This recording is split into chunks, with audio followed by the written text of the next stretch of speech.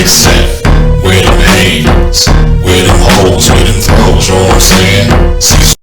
Okay, this is a book review on Codependent No More: How to Stop Controlling Others and Start Caring for Yourself by Melody Beatty, with the new foreword by the author. This is a martial arts themed channel. Most of the stuff here is martial arts, and I use the broadest brush and definition that possible because I do my best to apply martial arts techniques to life. When I come across an area in life where I felt like I needed help because I didn't see how martial arts was going to help me with this one. It did a little bit because the person that finally made me break down and get the book actually had physically attacked me. So trust me, no harm was done to anybody in that attack. Not me, not the attacker.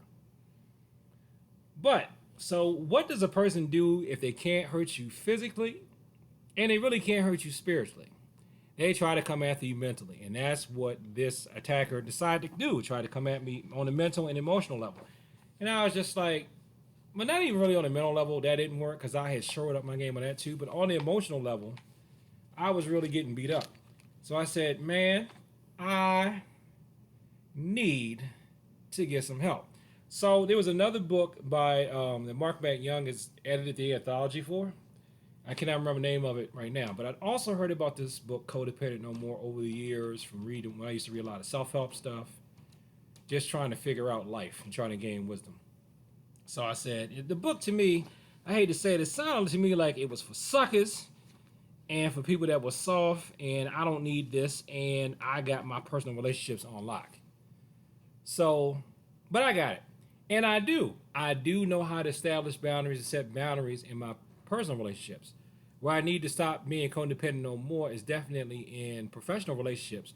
Because in a work setting, even if you're the supervisor, really, you have but so much power. You are limited by the constraints of your role in the organization. I mean, like, even if you own a company, if you have an employee that you really depend on, this person, you really need that person for revenue,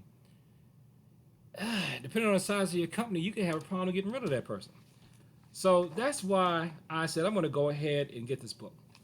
And the book works wonders. The way I recommend you do the book is read it. I read the book and then go back through and do each and every exercise that you can.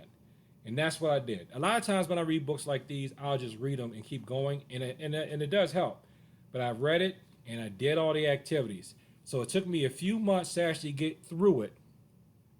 Because really, just from when I started reading the first chapter, I was already getting over the narcissistic attack. It was already done. I'd already handled the situation anyway by the time I got the book, per se.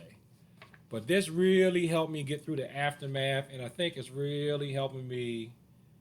I'm not going to get like narked again, because what I should have done is trusting my first instincts when dealing with the narcissist in the first place. Had I done that, I'd have been fine. But I let my guard down and I didn't trust my instincts, and now I know better. Now I'm wiser. So, yet and still though, there are still martial arts principles in this book that there's still martial arts principles in this book that you can apply to emotions. I just didn't know how to do that, so I had to go totally outside of my box and my frame of reference and learn how to do it in a different type of language so that now I can see the commonalities that it has with some stuff I already know, and I can link the two together and really internalize this information. So what I'm going to do just to help myself learn this, because trying to help you listeners with this would be actually, ironically, codependent. I am going to show in videos how this stuff bleeds over into martial arts. Because if you think about one thing, martial arts, in addition to being a self-improvement activity and health activity, a sport, a means of self-defense, they're also about relationships. There's the student-teacher relationship. And I have definitely met people over the years, and I'm probably guilty of it myself, Like they'll come to martial arts trying to solve all types of problems that really you need to see a psychiatrist to work through. So, yeah. And I've even said as much in class to some people, and of course I got in trouble for it. But looking back, it needed to be said. It was the right thing to say, and that was probably part of my own healing journey too. Telling people, you're trying to bring your child into this, or dare I say yourself, to try to cure some of these psychological problems. You need your pastor for this one, or you need a psychiatrist for this one. My job is to show you how to use the technique. I can't help you with that. Now, a couple of people said, "Oh, well, my psychiatrist," and then I said, "Well, did your psychiatrist or your therapist, or whatever, tell you to take this?" Well, they said this will help, and I said, "Good. Just remember this will help, but this is not a substitute for the therapy. This is not a substitute for the instructions and the counseling that they're giving you. They said to take this too, not instead of." So, bottom line is, get the book Codependent No More. And one other thing too, because if I try to go into all this right now, I will be here for an hour. No, I'll be here for a day probably. If you want to know what to look for in terms of what makes a good instructor and what makes a bad instructor, you should really get this book. You should really get this book if you want to know, because a lot of people online want to know, well, how do I know I have a good martial arts instructor? That's still a relationship. It's a student-teacher relationship. That's still a relationship. Read this book cover to cover, and if your teacher is violating things in terms of what makes a good relationship, but it probably won't be the teacher. It'll probably be you. If you're looking for things from your teacher that you really shouldn't be looking for in a student-teacher relationship, or if you're an instructor, if you want to know how to, I think if you want to know how to be a good instructor, if you're not trying to use the martial arts to try to be codependent and fix your students, instead of using it as a way to quote unquote fix yourself, that's another guideline too. So I will be pulling out of this. I don't think I'm going to make it a series per se, but I might. But I like to take books like these and just store them away for when I'm running out of ideas. I can pull on stuff from some of these types of books that I've read. So there will definitely be some more Codependent No More videos and about how stuff in here and the other books they recommend that you read too from here, how they help you. How they help you out in life. So Codependent No More. Don't be so macho like I was. Just get the book, man, and do the exercises, man. Because let me tell you, it's a couple of things that quite a few things that martial arts can't really protect you from. It can't protect you from abusive relationships. They cannot protect you from discrimination.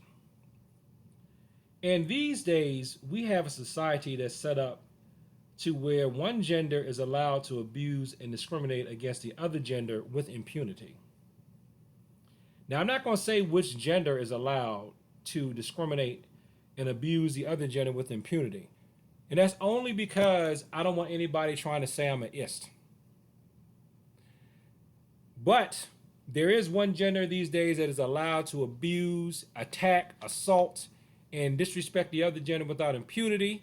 And that assaulted and disrespected and abused gender may not have the tools to deal with it with just an emotional level, not having to resort to physical techniques, because the abused gender is the physically stronger one. I've already gave it away without saying it. But there is one gender that's allowed to just treat the other gender however, whenever, wherever, and nobody tends to say anything.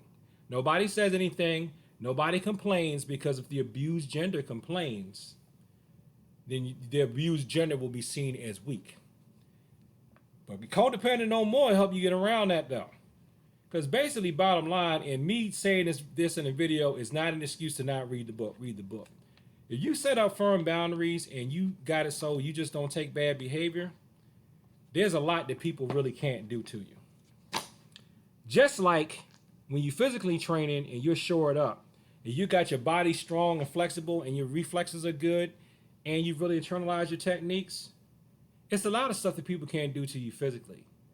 I mean, that's one reason why I like to stretch a lot, because even if I get sucker punched, my body has ingrained flexibility in it so that my body is just loose. It's going to automatically recoil away before I'm consciously aware of what's going on because I've loosened myself up physically.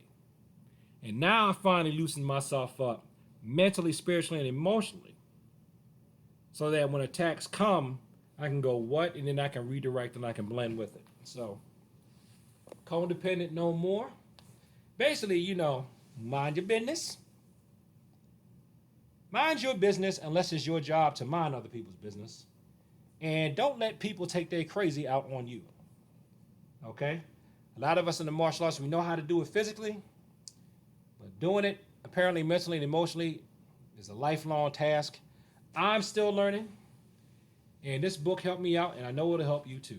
So thanks for watching this video. Like, comment, subscribe. Please share this with people like to talk about the martial arts. And peace, and thank you for your time. Where them kicks at?